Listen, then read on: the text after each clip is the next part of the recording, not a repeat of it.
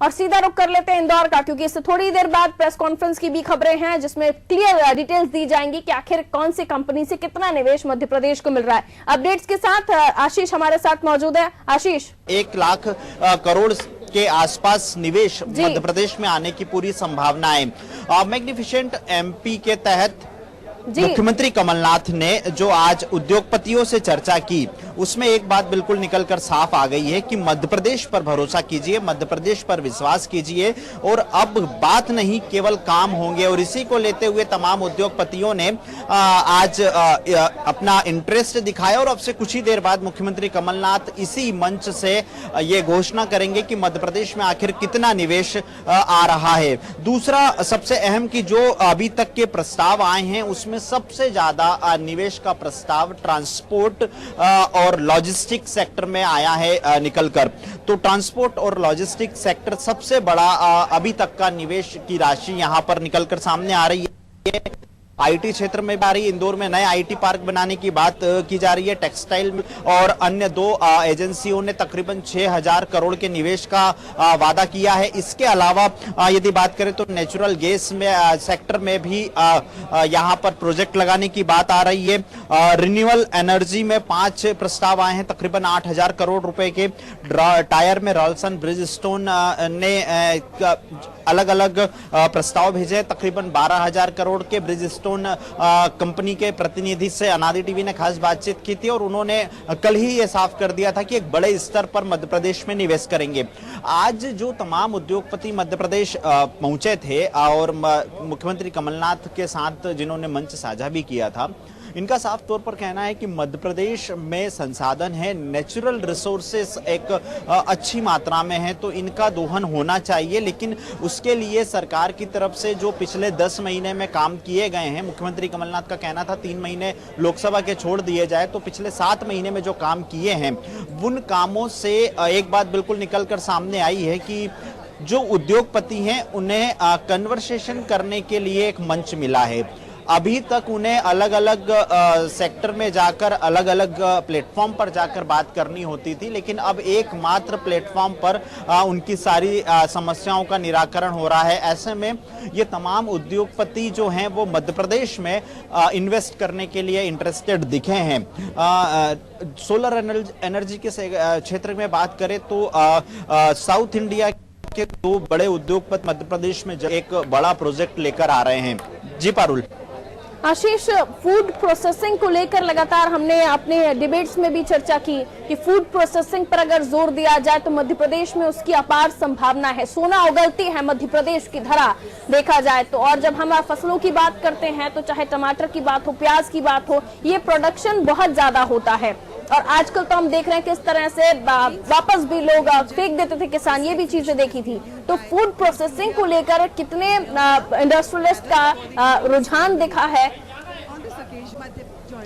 निश्चित रूप से फूड इंडस्ट्री और एग्रो प्रोडक्ट, ये 2 ऐसे सेक्टर हैं जो मध्य प्रदेश में काफी अच्छे से बूम कर सकते हैं। जैसे एक दिन पहले अलग अलग इंडस्ट्रियलिस्ट से बात हुई थी तो ये कहना था कि मध्य प्रदेश में 7 क्लाइमेटिक जोन हैं, देश भर में 12 क्लाइमेटिक जोन है, उसमें से 7 मध्य प्रदेश में है। तो इतनी बड़ी स्तर पर नेचुरल रिसोर्सेस होना, 7 क्लाइमेट जोन होने का मतलब साफ है कि प्रदेश के हर किसान का उत्पादक, चाहे वो हार्टिकल्चर से हो या एग्रीकल्चर से हो, तो इनके जो उत्पादन है उसका भरपूर उपयोग हो सकता है। ऐसे में मध्य प्रदेश में फूड इंडस्ट्री और एग्रीकल्चर प्रोडक्ट, एग्रो प्रोडक्ट यहाँ पर साफ तौर पर देखने को मिल सकता है। तो एक मध्य प्रदेश में इसके निवेश की संभावनाएं सबसे ज्यादा है। जी पारुल। आशीष, एक चीज और, जब मैंने बीजेपी के कुछ स्पोक पर्सन से चर्चा की तो उनका ये कहना है कि बड़े उद्योगों को लाने की बात अब कर रहे हैं, लेकिन वो धरातल पर जब होगा तब दिखाई देगा, तब जाकर बीजेपी वाहवाही करेगी। लेकिन फिलहाल उनका ये भी कहना है कि जो छोटे उद्योग हैं जो डिसॉल्व होते हुए हमें दिखाई दे रहे हैं, मध्य प्रदेश में भी छोटे लघु उद्योग हम देख रहे हैं कि किस तरह से डूबते हुए दिखाई दे रहे हैं। जीएसटी ने टांग तोड़ के रखी हुई है उद्योगों की, तो इनको उबारने के लिए कोई नीति वहां पर डिस्कस हुई या फिर सिर्फ जो इन्वेस्टमेंट आएगा उसी के बारे में फिलहाल चर्चा हो रही है? फोकस सिर्फ इन्वेस्टमेंट पर, लेकिन कहीं नजर छोटे उद्योग आए? देखिए परुल, जहां तक पॉलिसीज की बात है तो सबसे बड़ा मैटर पॉलिसी था। पिछली इन्वेस्टर मीट मध्य प्रदेश में जितनी भी हुई है उनमें एमओयू साइन हुए हैं और एमओयू साइन होने के बाद उसे इम्प्लीमेंटेशन करने के लिए एक लंबा वक्त लगता है।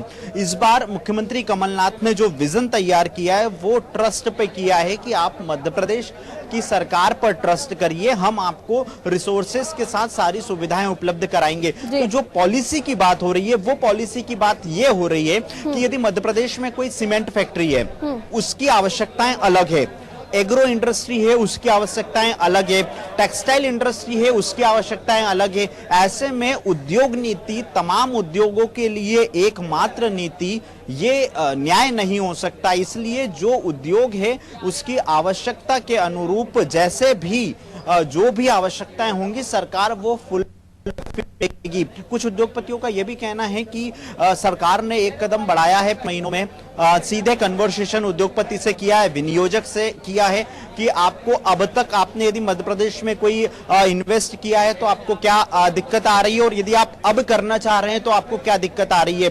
तो जो प्रशासनिक अमला सक्रिय हुआ है मुख्यमंत्री कमलनाथ के विजन के बाद, एक इंडस्ट्रियलिस्ट में, एक विनियोजक में एक अच्छा मैसेज गया है और अब वो उसका साफ तौर पर कहना है कि जब सरकार एक कदम चल रही है तो हम भी 2 कदम चलने को तैयार हैं। और मार्च तक मध्य प्रदेश में 2 लाख युवाओं को रोजगार देने की तैयारी की जा रही है। लेकिन इसके बीच में मध्य प्रदेश सरकार ने साफ संदेश दे दिया है कि ज्यादा से ज्यादा युवाओं को रोजगार, और यदि आप उद्योग मध्य प्रदेश में लगा रहे हैं, आपको तमाम सुविधाएं मध्य प्रदेश सरकार उपलब्ध करा रही है।